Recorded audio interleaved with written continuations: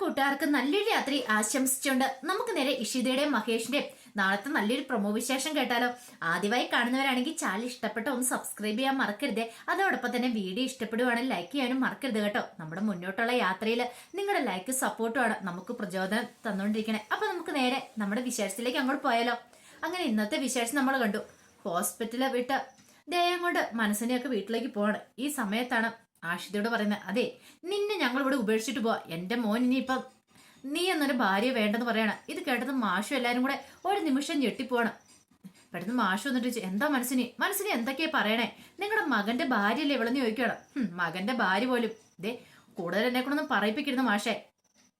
എന്റെ മകന്റെ കുഞ്ഞിനെ ഇല്ലാതാക്കാണ്ട് കൂട്ടു നിന്നവള് അതെ ഇവൾക്കും പങ്കുണ്ട്. അതുകൊണ്ട് ഇനി അവൾ അവിടെ വേണ്ട, അറിയാലോ. അത് മാത്രല്ല അന്നേ ഞാൻ ഇവളോട് പറഞ്ഞ ഒരു കാരണവശാലും ഈ ഹോസ്പിറ്റലിലേക്ക് വരണ്ടെന്ന്. ഇവളും കൂടെ ചേർന്നിട്ടാ ഈ നാടകങ്ങളൊക്കെ ഇവളുടെ അനിയത്തിക്ക് വേണ്ടിയിട്ട് എന്റെ മോന്റെ കുഞ്ഞിനെ ഇട്ട് കൊടുക്കുമായിരുന്നു. പാവം ഒരു തെറ്റും ചെയ്യാതെ ഈ ഭൂമിയിൽ നിന്ന് അത് പോയില്ലെന്ന് ചോദിക്കുക. ഭാഷോജി മനസ്സിന് ഇങ്ങനെയൊന്നും പറയരുത്, ആരും മനഃപൂർവ്വം ഇവിടെ ഒന്നും ചെയ്തിട്ടില്ല പോലും. ഒരു കാര്യം ചെയ്യട്ടെ, അവൾ അവിടെ നിന്നോട്ടെ, ഞാക്കിനി അവളെ വേണ്ടാന്ന് പറയാണ്. അല്ലേലും അവളെ പോലെയുള്ള ഒരുത്തിനെ അങ്ങോട്ട് കൊണ്ടുപോയിട്ട് എന്ത് ചെയ്യാനാ. മഹേശ്വർ ഉറപ്പായിട്ടും അവൾക്ക് ഇനി ഒരു ജീവിതം കൊടുക്കാനായിട്ട് പോകുന്നില്ല. ഞാൻ പറഞ്ഞിട്ടുണ്ടെങ്കിൽ അവനനുസരിക്കും. ഉറപ്പായി ഇനിയപ്പോ കിട്ടാൻ പോകുന്ന അവൾക്ക് ഡിവോഴ്സ് ആയിരിക്കും എന്ന് പറയാം. ഇത് കേട്ടോ ഒരു ഞെട്ടലോട് കൂടിയിട്ട് ആഷിത് ഇങ്ങനെ നിൽക്കും. ആഷിത് പറഞ്ഞു, അമ്മ എന്തൊക്കെയാ പറയണേ, ഞാൻ അങ്ങോട്ട് വരും, എനിക്ക് അങ്ങോട്ട് വന്നേ മതിയാവളെന്ന് പറയാം. നീ അങ്ങോട്ട് വരും പോലും, നീ ഒന്ന് വന്ന് കാണട്ടെ. നിനക്ക് അല്ലെങ്കിലും ഇപ്പൊ ഇത്ര തന്റെ ഇടം കൂടിയിട്ടുണ്ട്. ഓ നിന്റെ അനിയത്തി വല്ല CMO ആക്കിയതിന്റെ അഹങ്കാരമായിരിക്കും. അവൾ ഇങ്ങോട്ട് വന്ന് കുഞ്ഞുങ്ങളെ കൊല്ലാൻ വേണ്ടിയിട്ടല്ലേ, അല്ലാതെ അവരെ നോക്കി സംരക്ഷിച്ച് അവരെ ഭേദപ്പെടുത്തി വിടാനൊന്നും അല്ലോ. ഒരു കാര്യം ഞാൻ പറഞ്ഞേക്കാം, അവൾ അനുഭവിക്കും, അവൾ കരയാൻ പോകുന്നുള്ളൂ. ആ കരച്ചിൽ ഞാൻ കാണും. ആ സമയത്ത് ഞാനൊരു ചിരിയായിട്ട് അങ്ങോട്ടേക്ക് കടന്നു വരും. അധികം വൈകാതെ തന്നെ അത് ഉണ്ടാവുമെന്ന് പറയാം. വാടാ മോനെ എന്ന് പറഞ്ഞ് മാധവിനെയും കൂടെ വിളിച്ചു കയറ്റി അങ്ങോട്ട് പോവാണ്. ആഷിത ആ സമയത്ത് തകർന്നു നിൽക്കുകയാണ്. ഇതെല്ലാം കണ്ടുകൊണ്ടിരുന്ന ഇഷിത പെട്ടെന്ന് ആഷിതയുടെ അടുത്തേക്ക് ഓടി വരുവാണ്. ആഷിതയുടെ കണ്ണ് രണ്ടും നിറഞ്ഞൊഴുകി. എന്തിനാ ചേച്ചി കരയണേ? കരയൊന്നും വേണ്ടെന്ന് പറയാ. ഞാൻ ഇതൊക്കെ പ്രതീക്ഷിച്ച മോളെ, അല്ലെങ്കിൽ ഇത്രയല്ലേ സംഭവിച്ചുള്ളൂ. അവരുടെ സ്വഭാവം എനിക്ക് നന്നായിട്ട് അറിയാവുന്നല്ലേ. ഇതേ ചേച്ചി തെറ്റവും ചെയ്തിട്ടില്ലോ. എനിക്ക് സങ്കടമൊന്നും ഇല്ല ഇഷു, എനിക്ക് വിഷമമൊന്നുമില്ല എന്ന് പറയണ. മാഷു പറഞ്ഞു, മോള് വിഷമിക്കണ്ട, ഇങ്ങോട്ട് വാ, മഹേശ്വർ വരുമ്പോ എല്ലാം ശരിയായിക്കോളും. മഹേശ്വരനെ വിളിച്ച് കാര്യങ്ങളൊക്കെ സംസാരിക്കാന്ന് പറയാം. ഇത് കേട്ടതും ആഷിത് പറഞ്ഞു, അത് ശരിയാ, പക്ഷെ ഇങ്ങനെ സംസാരിച്ചിട്ടും പ്രയോജനമൊന്നും തോന്നില്ല. അമ്മ പറയുന്നതിലപ്പുറം ഈശ്വരേട്ടൻ ഒന്നും ചെയ്യുമെന്ന് എനിക്ക് തോന്നില്ലെന്ന് പറയാം. അതൊക്കെ നമുക്ക് ശരിയാക്കാം. ഇപ്പൊ ധൈര്യമായിട്ട് ഇങ്ങോട്ട് വരാൻ പറഞ്ഞിട്ട് ആഷിതിനെ അങ്ങോട്ട് വിളിച്ചോണ്ട് പോവാണ്. പിന്നീട് ആ ഒരു വീട്ടിലേക്ക് വരുമ്പോ ഈ സമയത്ത് പ്രിയാമണി ഇതൊന്നും അറിഞ്ഞിരുന്നില്ല. അപ്പൊ ആഷിതേനെ കൂടെ കൂട്ടിക്കൊണ്ട് മാഷം കൂടെ വരുന്നുണ്ടപ്പോഴത്തേനും പെട്ടെന്ന് പ്രിയാമണി, ഇതെന്ത് പറ്റി ആഷ, നീ വീട്ടിലേക്ക് പോയില്ലെന്ന് ചോദിക്കും. കേട്ടത് മാഷ് പറഞ്ഞു, ഇല്ല എന്ന് പറയണ. എന്ത് പറ്റി, എന്തേലും പ്രശ്നം ഉണ്ടായെന്ന് ചോദിക്കാം. അല്ല അത് പിന്നെ ഞാന് ഇപ്പൊ എനിക്ക് കാര്യങ്ങളൊക്കെ മനസ്സിലാവുന്നുണ്ട്, മനസ്സിന് എല്ലാ കാര്യങ്ങളും അറിഞ്ഞില്ലെന്ന് ചോദിക്കാം. കുഞ്ഞു മരിച്ചുപോയ കാര്യങ്ങളൊക്കെ അറിഞ്ഞമ്മേ. നീ അന്ന് കാര്യമാക്കി എടുക്കണ്ട മോളെ. അതൊന്നുമല്ല, എന്നോട് ഇനി അങ്ങോട്ട് ചെല്ലണ്ടെന്നാ പറഞ്ഞേ. ചെല്ലണ്ടെന്ന് പറഞ്ഞോ? അങ്ങനെയാണെന്ന് കണ്ടിട്ട് തന്നെ കാര്യം എന്ന് പറയണേ. വേണ്ടമ്മേ, ഇപ്പൊ ഒരു പ്രശ്നം ഉണ്ടാക്കാൻ പോകണ്ട. അവരാകെപ്പാടെ തിളച്ചു മറിഞ്ഞിരിക്കോ, അവരുടെ സ്വഭാവം എന്താണെന്ന് അറിയാലോ. ഇത് കേട്ട മാഷ് പറഞ്ഞു, മോളെ നീ കയ്യും കാലും പിടിച്ചു പോകേണ്ട കാര്യമില്ല, നീ ഒരു തെറ്റും ചെയ്തിട്ടില്ല, പിന്നെ വെറുതെ എന്തിനാ കയ്യും കാലും പിടിച്ചു പോകുന്നേ. മഹേശ്വർ വരട്ടെ, അവൻ എന്താണെങ്കിലും ബിസിനസ് ടൂർ ഇതെല്ലാം കഴിഞ്ഞ് വന്ന സമയത്ത് അവന് ഇഷ്ടമാണ്, അയാൾ താല്പര്യമാണ്, അവൻ വന്ന് വിളിച്ചോണ്ട് പോട്ടെ. ഇനിയിപ്പൊ നീ ആയിട്ട് അങ്ങോട്ട് വലിഞ്ഞു കയറി ചെല്ലേണ്ട കാര്യമില്ല എന്ന് പറയണം. നീ ഒരു തെറ്റും ചെയ്തിട്ടില്ലോ എന്ന് പറയാം. അത് ശരിയാച്ചാ, സാരില്ല, വിഷമിക്കേണ്ട, ഒന്നുമല്ലേലും ദേ ഞങ്ങൾ ജീവിച്ചിരിക്കുന്നിടത്തോളം കാലം നിന്നെ ഞങ്ങൾ പൊന്നുപോലെ നോക്കിക്കോളാന്ന് പറയാം. പ്രിയാമണി പറഞ്ഞു, ദേ മനസ്സിനെ അല്ല, അവരുടെ വലിയ കൊമ്പത്തെ ആൾ വന്നാലും എന്റെ മക്കളെ തോൽപ്പിക്കാൻ പോകുന്നില്ല. ഞാൻ കൂടുതലൊന്നും പറയുന്നില്ല. അവരുടെ ഈ അഹങ്കാരത്തിലെ ദൈവം ഓരോ ശിക്ഷ അവർക്ക് കൊടുക്കണത്. എത്രയാന്ന് വെച്ചാ കണ്ടും കേട്ടുവന്ന് ഇങ്ങനെ മിണ്ടായിരിക്കണത് അങ്ങ് സഹിക്കാൻ പറ്റുന്നുണ്ടായിരുന്നില്ല പ്രിയാമണിക്ക്. മോള് വിഷമിക്കണ്ട കേട്ടോ. ഞാൻ വേണമെങ്കിൽ മഹേഷിനോട് സംസാരിക്കാൻ തരാം. വേണ്ട അമ്മ, ഞാൻ വിളിച്ച് സംസാരിക്കുന്ന ആഷിത അങ്ങോട്ട് കയറിപ്പോ ആഷിതയ്ക്ക് നല്ല സങ്കടം ഉണ്ടെന്ന് പ്രിയാമണിക്ക് മനസ്സിലായി. പിന്നീട് ചെന്നിട്ട് അകത്തേക്ക് നിന്ന് മഹേശ്വരനെ വിളിക്കുകയാണ്. മഹേശ്വരനെ വിളിച്ചിട്ട് കാര്യങ്ങളൊക്കെ ചോദിച്ച് മഹേശ്വര ആഷിത വീട്ടിലേക്ക് വന്നില്ല, അല്ലെങ്കിൽ അമ്മ ഇങ്ങനെയൊക്കെ ചെയ്യുന്ന ഇപ്പൊ ആകപ്പാടെ സങ്കടമായി. ഇനിയിപ്പോ എന്ത് ചെയ്യും ആഷു, എനിക്കറിയില്ല എന്ന് പറയണം. ഒരു കാര്യം ചെയ്യാം, തൽക്കാലത്തേക്ക് നീ അവിടെ നിൽക്കുക, ഞാൻ ഇവിടുന്ന് വരട്ടെ, എന്ത് ചെയ്യണമെന്ന് എനിക്കറിയാം. ഇനി എല്ലാം അമ്മയുടെ തീരുമാനത്തിന് വിട്ടിട്ട് കാര്യമില്ല. നീ എന്റെ ഭാര്യയല്ലേ, എന്റെ ഭാര്യ എന്നോടൊപ്പം എന്റെ വീട്ടിലാ കഴിയണ്ടേ, അല്ലാതെ ഭാര്യ വീട്ടിലല്ലെന്ന് പറയാണ്. ഇത് കേട്ടു ഒരു സന്തോഷം ഒരു സമാധാനം ഒക്കെ തോന്നി. എത്രയും പെട്ടെന്ന് ഈശ്വരായിട്ട് ഒന്നും വന്നാൽ മതിയായിരുന്നു എന്നൊക്കെ ഓർത്തിട്ട് ആഷിത ഇരിക്കുകയാണ്.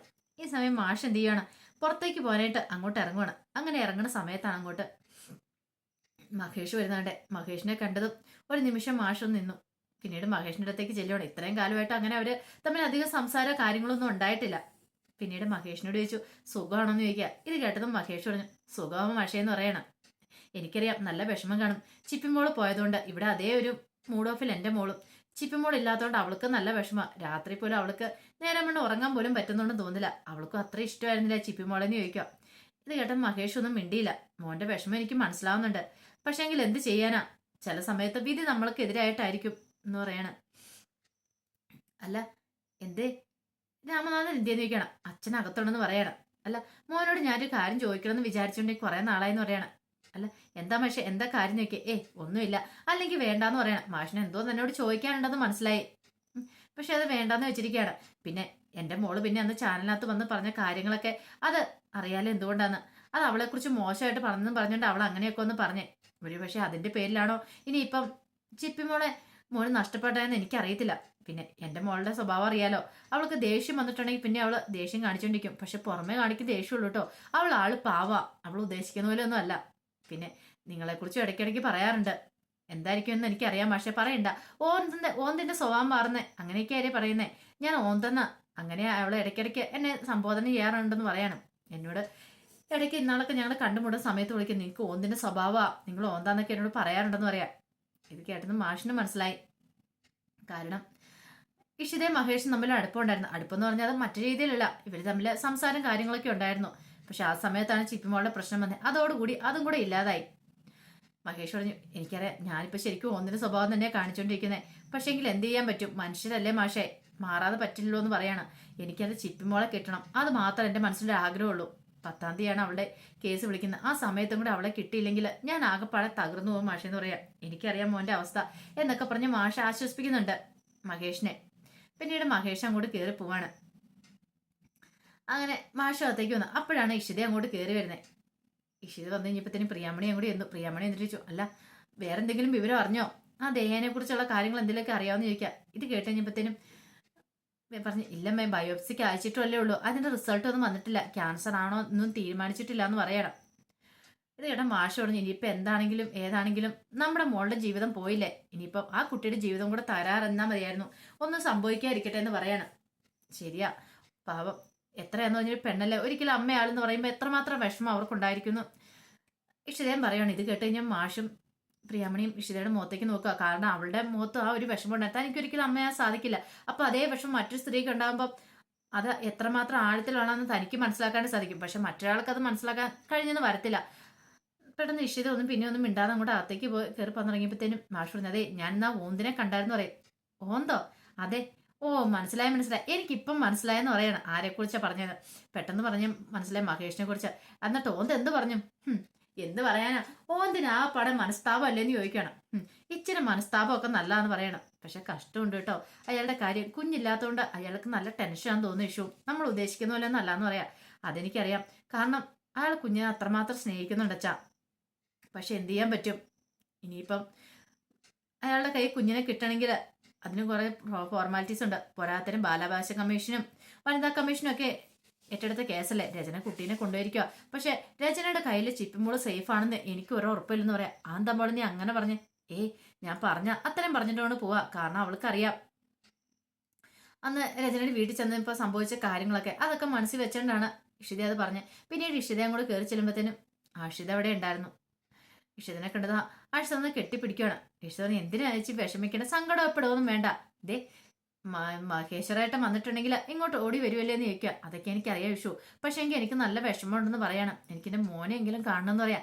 അതൊന്നും കുഴപ്പമില്ല, ധൈര്യമായിട്ടിരിക്കുക. ഒരു ദിവസം അല്ല 2 ദിവസം വീട്ടിൽ നിൽക്കാൻ പറ്റിയ അവസരമല്ലേ, ധൈര്യമായിട്ടിരിക്കുക. ആ 2 ദിവസം കൊണ്ട് അടിച്ചു പൊളിക്കാൻ പറയണം. എന്നാലും ഒരെന്നാലും ഇല്ല. ദേ ആ മനസ്സിനമ്മയുടെ കാര്യങ്ങളൊന്നും ഇവിടെ നടക്കാനായിട്ട് പോകുന്നില്ല. അവരുടെ അഹങ്കാരമൊക്കെ അധികം വൈകാതെ തീർന്നോളും. അതൊന്നും ഓർത്ത് പേടിക്കൊന്നും വേണ്ടാന്നേ. എല്ലാ കാലത്തും മനുഷ്യൻ ഇങ്ങനെയൊന്നും ഇരിക്കത്തില്ലോ എന്ന് പറയണം. അങ്ങനെ ആഷിതനെ ഒന്ന് സമാധാനിപ്പിക്കുന്നുണ്ട്. ഈ സമയത്ത് ആകാശ് ചില പ്ലാനുകളൊക്കെ നടത്തുകയാണ്. ചിപ്പിമോളെ വെച്ച് ചില പ്ലാനുകളും പദ്ധതികളൊക്കെ നടപ്പാക്കണം. അങ്ങനെ അവനെ വരുതിയിലാക്കണം ആ മഹേഷിനെ. പിറ്റേ ദിവസം എന്ത് ചെയ്യണം, മഹേഷ് ഓഫീസിലായിരുന്നു. അപ്പം വിവേകം ഉണ്ട് അടുത്ത്. അപ്പം അങ്ങനെ ഒരു ഫയൽ ഇങ്ങനെ നോക്കിക്കൊണ്ടിരിക്കുന്ന സമയത്താണ് ആകാശിന്റെ കോള് വരുന്നത്. അപ്പൊ ആകാശിന്റെ കോള് വന്നപ്പോഴത്തേനും മഹേഷ് നോക്കിയപ്പോൾ ആകാശ ഇവരെന്തിനാ ഈ സമയത്ത് വിളിക്കുന്നത്, ആ തന്നെ വിളിക്കുന്നത് എന്തായിരിക്കും പോലും കാര്യം. ആദ്യം കോൾ എടുത്തില്ല, അവോയ്ഡ് ചെയ്ത് വിട്ടു. പിന്നീട് വീണ്ടും വിളിക്കുകയാണ്. കാരണം അത് മറ്റൊന്നിനും വേണ്ടിയിട്ടല്ലായിരുന്നില്ല, ചിപ്പിമോളെ വെച്ചിട്ടൊരു കളി കളിക്കാൻ തന്നെ തീരുമാനിച്ചു.